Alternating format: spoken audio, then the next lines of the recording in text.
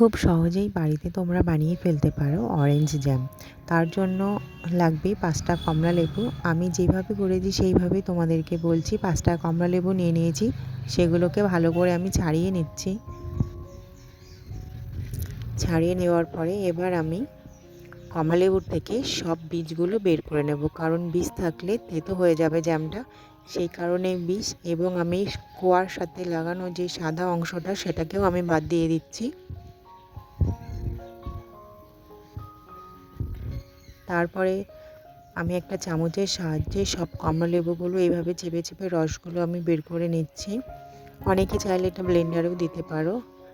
আমার মতে এটাতে করাই খুবই ভালো, কারণ কালারটা খুব সুন্দর আসবে জ্যামের। তোমাকে ভালোভাবে খেয়াল রাখতে হবে কোনো বীজ যেন এর ভেতরে না যায়।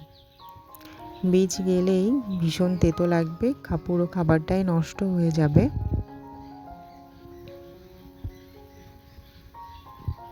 তো দেখতেই পাচ্ছ আমি সব রগুলোকে এইভাবে চেপে চেপে রসগুলো ভালোভাবে বের করে নিচ্ছি।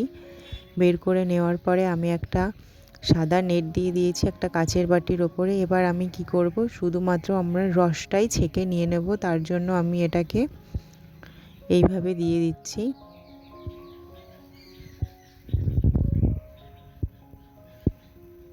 এইভাবে এরপরে আমি চেপে চেপে সম্পূর্ণ রসটাকে বের করে নেব।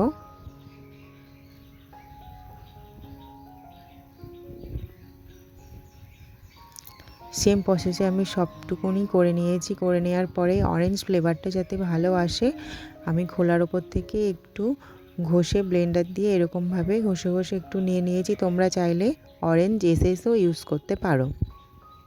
যেহেতু আমার 1 বাটি অরেঞ্জ জুস হয়েছে, তার জন্য আমি হাফ বাটি চিনি নিয়েছি। এবার কড়াই গরম হয়ে আসলে অরেঞ্জ জুসটা আমি দিয়ে দিয়েছি। হালকা ফুটে আসার পর আমি এর সাথে অ্যাড করব চিনি। চিনিটা অল্প অল্প করে দিতে হবে আর নাড়তে হবে, আর খেয়াল রাখতে হবে গ্যাসের স্টিমটা যেন খুবই আস্তে দেওয়া থাকে বা মিডিয়ামে দেওয়া থাকে।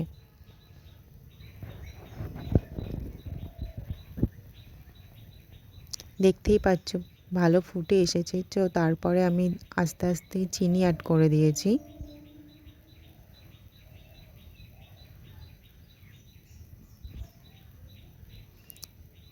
অনেকটা ঘন হয়ে এসেছে।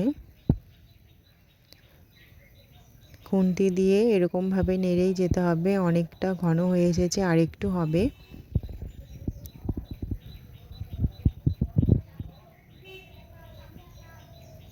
কালারটাও কত সুন্দর এসে বন্ধুরা, তোমরা চাইলে এইভাবে বাড়িতে বানিয়ে নিতে পারো। অনেকটা ঘন হয়ে এসেছে, তোমরা দেখতেই পাচ্ছ। আর বেশিক্ষণ করা যাবে না। এবার আমি এটাকে নামিয়ে ফেলবো। খুব সহজ পদ্ধতিতে তোমরা এটা দেখলে 20 থেকে 25 মিনিটের মধ্যে আমি এটাকে বানিয়ে ফেললাম। আর দেখো কত সুন্দর কালার এবং জ্যাম তৈরি হয়ে গেছে। তোমরা চাইলে তোমরাও বাড়িতে এইভাবে বানাতে পারো। Thank you.